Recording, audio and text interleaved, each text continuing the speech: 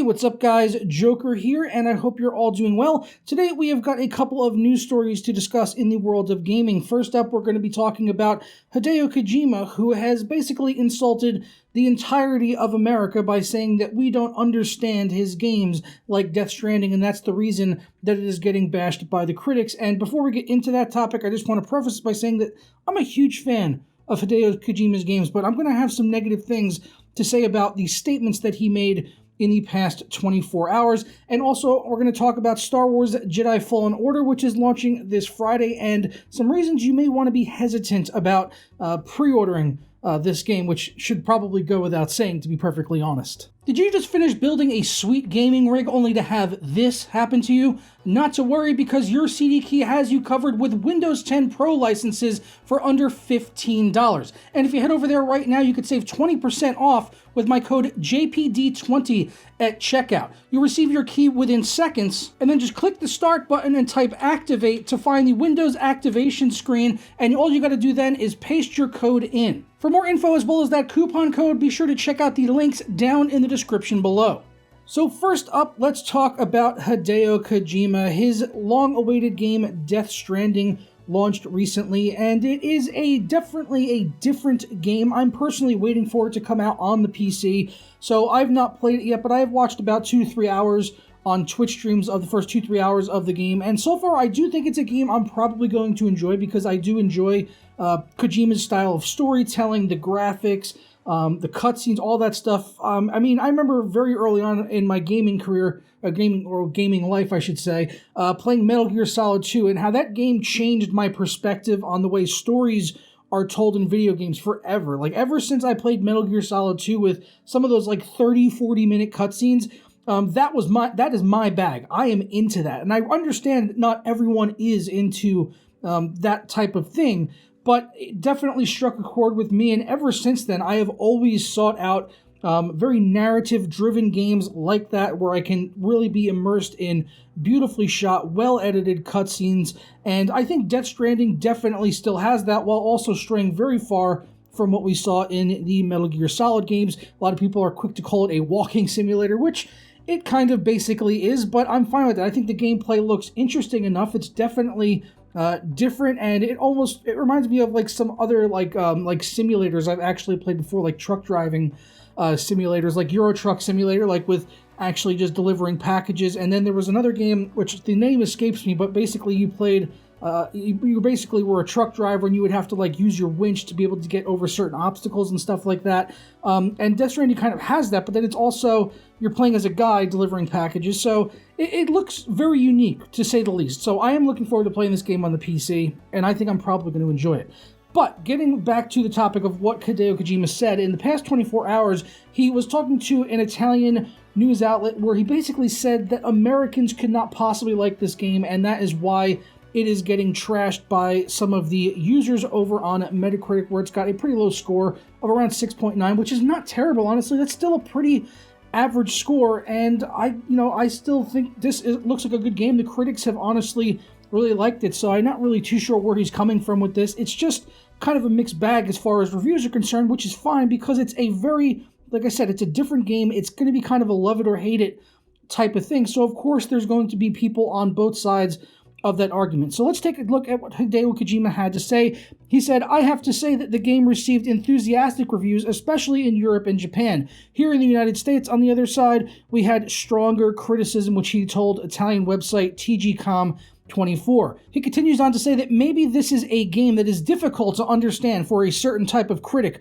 or audience. Americans are big fans of first-person shooters, and Death Stranding is not. It is flying higher. So this guy just loves the smell of his own farts, okay? He is pretentious.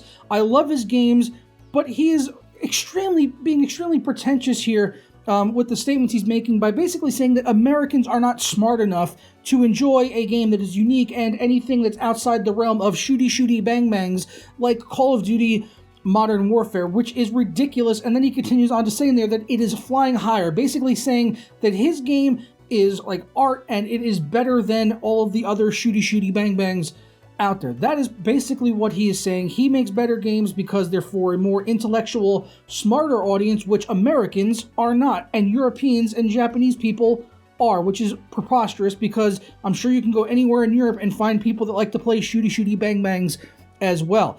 Now, the whole argument that he says the critics and audiences and Americans can't appreciate a game like this is absolutely preposterous. If you look at, there's been plenty of other games that have kind of leaned towards a more artistic way of delivering the gameplay. Think of things like Ori and the Blind Forest, Journey, which was also a PS4 exclusive initially. I believe maybe it still is. I'm not sure. Did it come to PC? It might have. I could be wrong on that.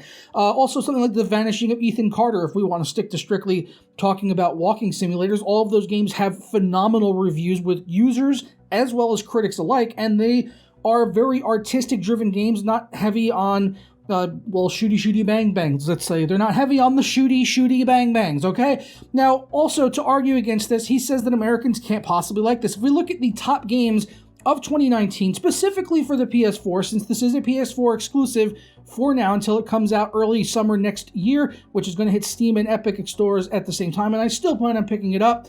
But if you look at the top games of 2019, there are very few first-person shooters on here for the PlayStation 4. There was only one in the top 10 in the form of Apex Legends, which of course that's going to be a top game. It's not that it's a bad game.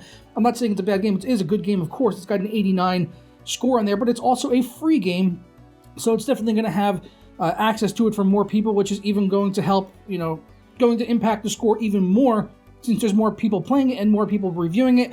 But after that, you've got to go pretty far down the list to the 12th spot for Outer Worlds, which is an RPG, so not really, that's the kind of game that he is kind of aiming his shooty bang bangs at. I think he's aiming more so at the Call of Duties, the Battlefield, stuff like that. But it is a first-person shooter nonetheless. And after that, you've got to go pretty far down before you ever find another first-person shooter on here. Death Stranding is all the way down at 25, which is still very, very good. And then after that, we've got Tom Clancy's Division 2, which it's not a first-person shooter, but it still has the shooty bang bangs. And then something like Call of Duty Modern Warfare is all the way down at 40th place, which I think is probably the main type of game he's complaining about here, being for the American audiences, yet his game is ranked higher than that. And if we look at Call of Duty Modern Warfare over on Metacritic, you can see it's got an 81 with critics and a 3.2 with users, which is lower than what his game got. Let's go back up to 25 and take a look at it. We can see it's got an 83 from critics, and then with users, I believe it was a 6.9 last I looked. Okay, now it's down at a 6.7. So his game is ranked significantly higher, double what the user score is for something like Call of Duty Modern Warfare with all of its shooty bang bangs. So what he's talking about here in this press release is complete and utter bullshit, and it's just him sniffing his own farts and basically being upset, being a little triggered by the fact that not everyone out there is completely sucking his cock about how great Death Stranding is being. That's pretty much all that it is, so he's talking shit. Now, I'm sure by now a lot of Kojima fans have already disliked this video into oblivion and reporting me over on Reddit for being a Kojima hater, even though I started off this video by saying I love his games.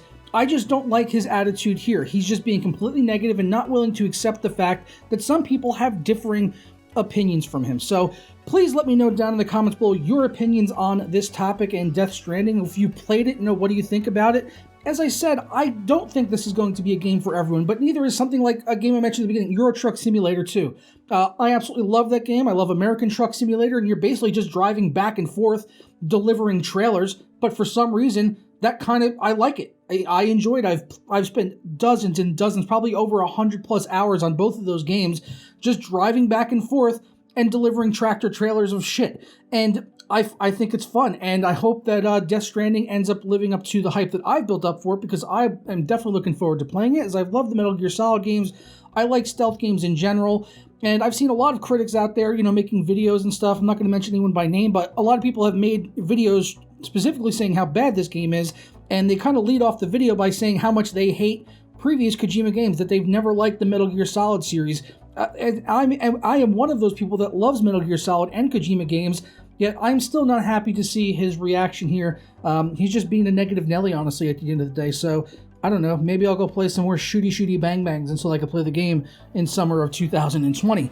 Next up, we need to talk about Star Wars Jedi Fallen Order, which is going to be coming out this Friday, the 15th.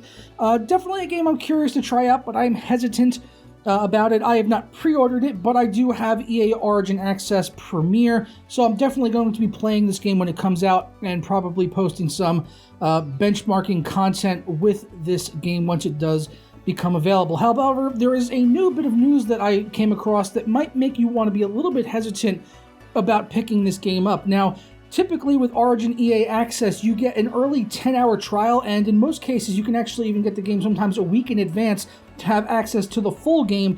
It's basically been the way that it has been ever since Premiere came out last summer. But now, EA has basically backed off from that, and they are not allowing any early access to Star Wars Jedi Fallen Order, which they say is to avoid spoilers. The exact quote is they said that we have opted to not have early access or limited access play first trial, in part to reduce the risk of spoilers. Instead, EA Access members will get exclusive cosmetics, which they posted in their tweet. It's like a little skin for basically the drone in the game, and for your ship as well. So they're basically saying that they're not going to have the limited access, the early access to the game, just specifically to avoid spoilers, which this is just my opinion, but I'm going to call bullshit on that. I think they are trying to avoid early negative reviews and possibly even negative performance metrics when this game starts getting benchmarked on the PC and possibly even on the consoles as well. And I'll take you back, if you remember, about a month or two ago when we got these system requirements for Jedi Fallen Order.